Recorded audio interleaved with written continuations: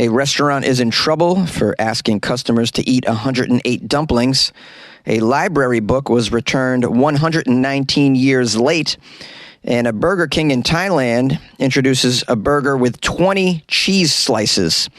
These are the weird stories for Wednesday on Weird AF News, the only daily weird news podcast hosted by a comedian inside a Los Angeles closet. I have three weird, kinky news stories from around the world for you. Oh, yeah, get with me.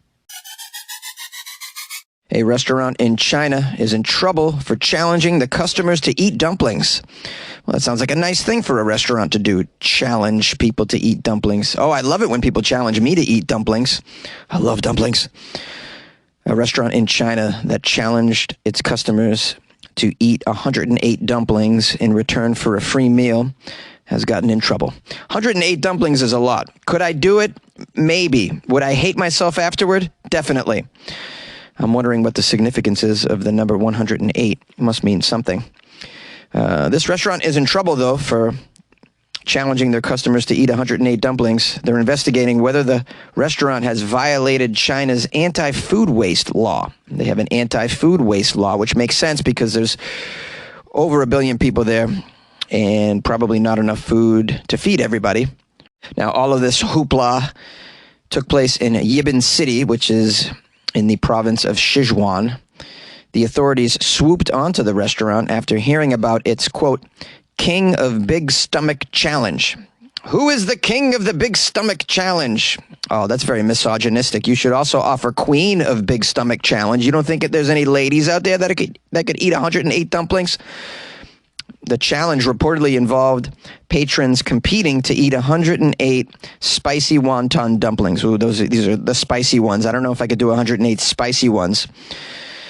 They would come out real quick, I'll tell you right afterward. So the challenge was eating 108 spicy dumplings as quickly as possible to win a free meal and additional prizes. Doesn't say what they are. I guess the free meal is the dumplings. I don't know.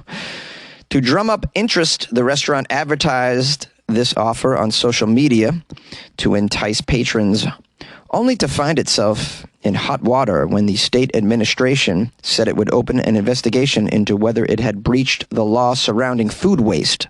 Now, while eating contests are relatively common in Western countries and can even bring fame to the winners, such as this past July 4th, we have the champ Joey Chestnut, who's known all around the world for being the best at eating wieners, and a Florida woman won in the female wiener eating competition.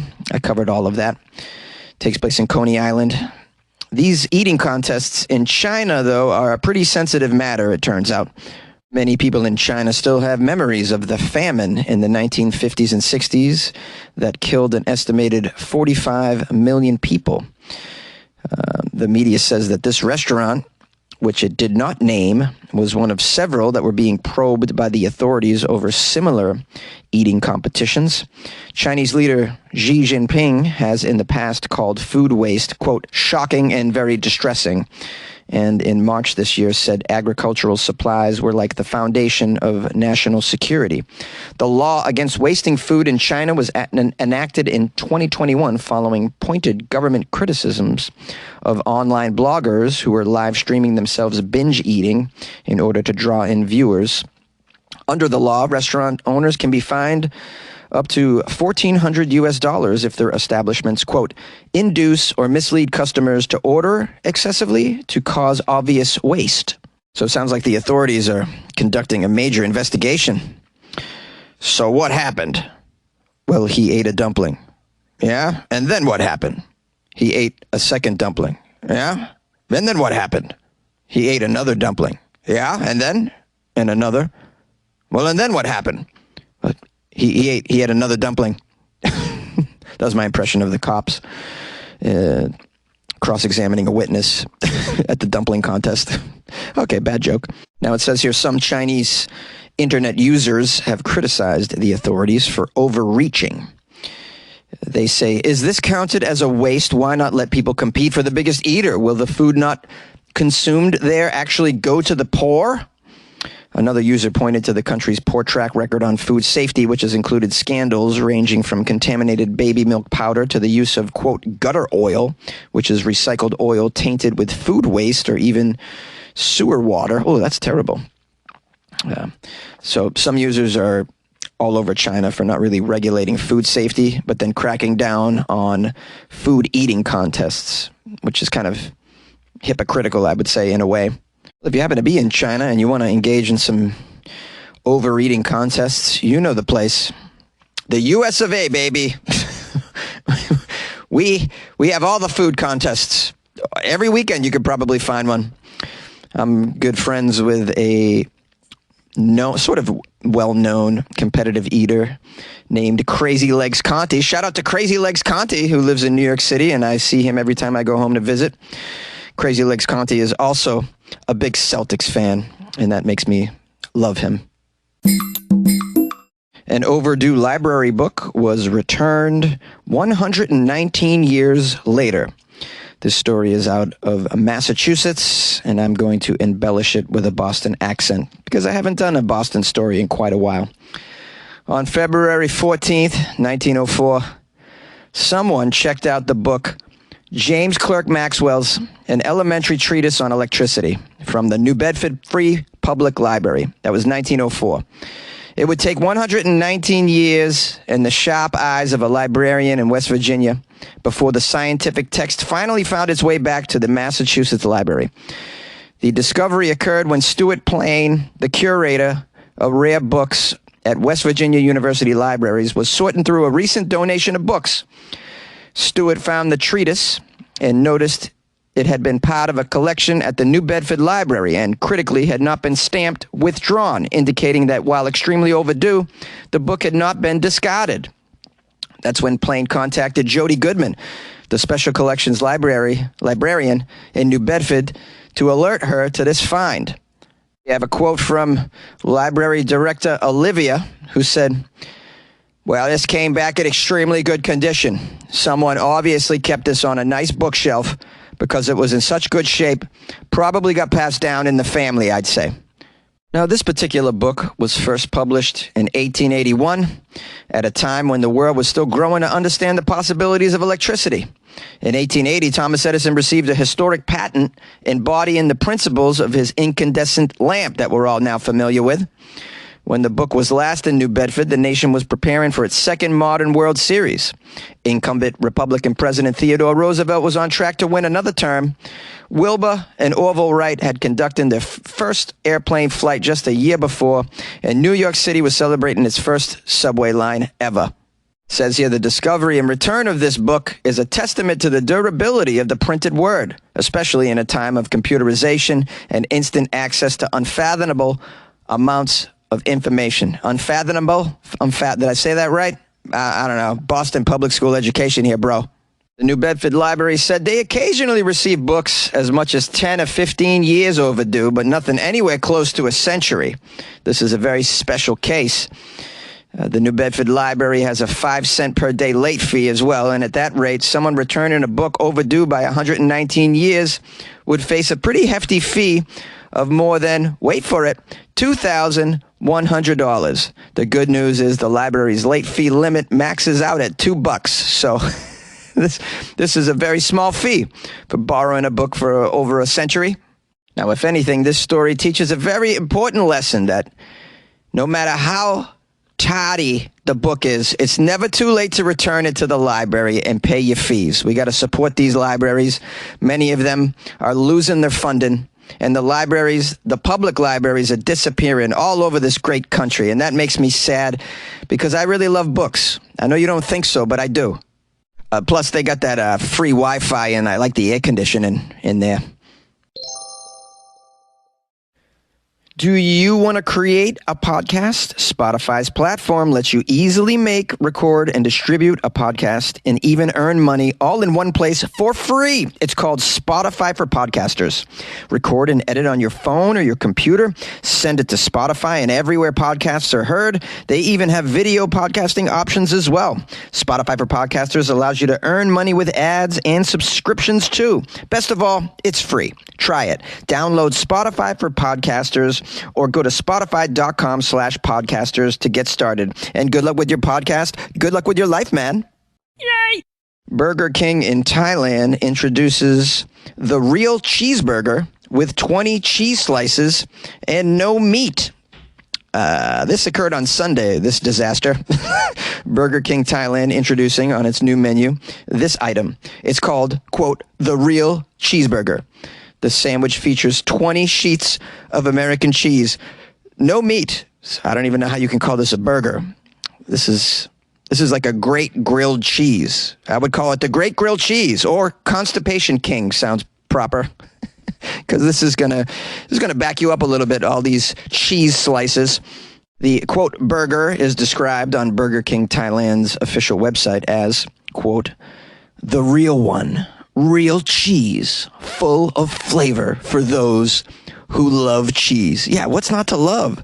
The cheese, the bun, the other cheese. I would never order this in a million years. Let's keep reading.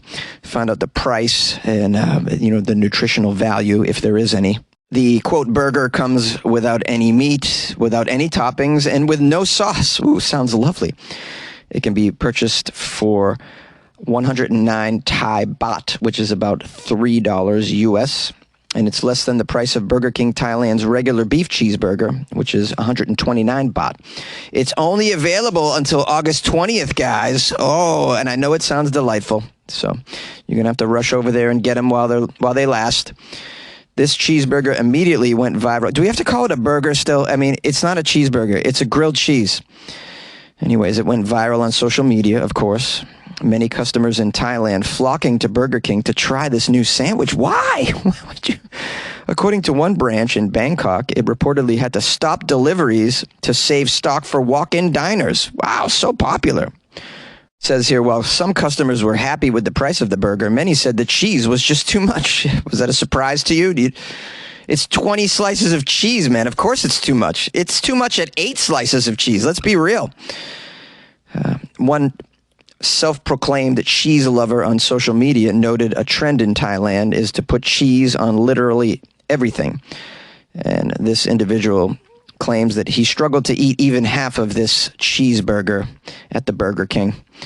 Other customers pointed out the high fat and dairy content in the cheese may have them calling for a doctor's appointment the very next day, which is also highly likely. I don't understand why you would offer this unless you have a warehouse full of cheese that you're trying to get rid of.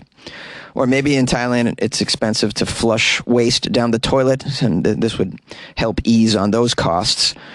Outside of this, just the pure curiosity of this constipation burger, I don't know why you would order this, although it reminds me of a time in Boston. My buddy tried to order something like this at a McDonald's, and they totally refused to make it.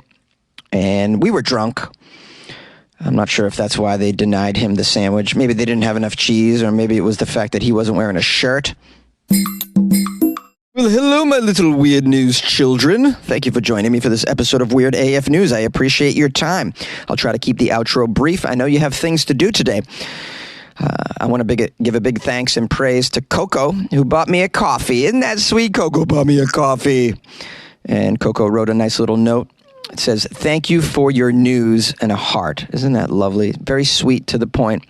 A sign of appreciation. And I'm very grateful for Coco. You can buy me coffees off my website, weirdafnews.com. It's a lovely way to show your appreciation of this one-man news production inside a closet. That's right.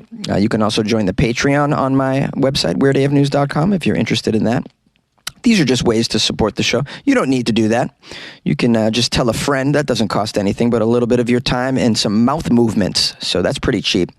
I'm going to publish some phone calls after this. We heard from some OGs, such as Connie in Georgia, and the amazing Hannah, who has just amazing voicemails that always make me smile. If you guys would like to call the show and make me smile, you can do so, 646-450-2012. And my email, funnyjones@gmail.com. Feel free to send me some weird news that you come across. It's no problem. You can also follow me on Instagram @funnyjones. And send me articles and news stories there as well in my DMs if you'd like to. I also post my shows on there and clips of my stand-up comedy. I'll be performing tomorrow night, Thursday, at the Laugh Factory in Hollywood, a wonderful, wonderful club. And it's a place that I call home. So if you're in the area, just DM me or just show up to the 10 p.m. show. Okay, I love you very much, and good luck with your life, man. Yay! Hi, Jonesy. It's Hannah. I leave messages for this other crime podcast I listen to, but the guy doesn't play my messages, probably because I sound younger than 27, almost 28. And not only that, but the guy who does the podcast is from Florida, so that might explain part of it. But what I'm most appalled by is the transgender law in Florida. Like, you know, if a doctor, you know, does gender reassignment surgery on you, you could get kicked out of your house, and then the doctor could go to prison for 5 years. I think that's just horrible. And, like, you're not supposed to talk about, like, sexual orientation or sexual activity in school. I mean, these are what people need to grow and develop, and you're only becoming more sheltered if you don't talk about these kinds of things with them. And, yeah, I just think that is just horrible. Everyone in Florida is closed-minded, and they are not progressive at all. But, you know, in the rest of the world, good luck with your life, man.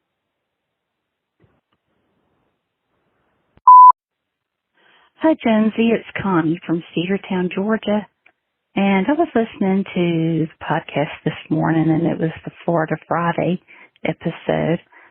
And I just wanted you to know that I was laughing so hard that, well, I listened to it while I'm putting on my makeup, and I really shouldn't. I should listen to it while I'm getting dressed, but I messed up my lipstick, and it looked almost like the woman in the airplane, but not quite as bad. So I just want you to know you messed up my lipstick and you weren't even here. That's pretty special. So thank you for that. And, oh, you asked me in an email if how I liked the Tommy Chong CBD gummies. I love them. I've slept so well since I started taking them. It's been about 2 weeks now. And I highly recommend them to anybody out there that has trouble sleeping or like arthritis pain. It helps. And it costs a touch more than some of the others, but it's worth it to me because this works. Some of the other stuff I've taken, I couldn't tell any difference. This I can. I'm sleeping better than I have in years. So I'm recommending that to everybody in weirdo land out there. And I guess that's it. Everybody take care. Love y'all. Love you, Jonesy. I'll talk to y'all later. Bye.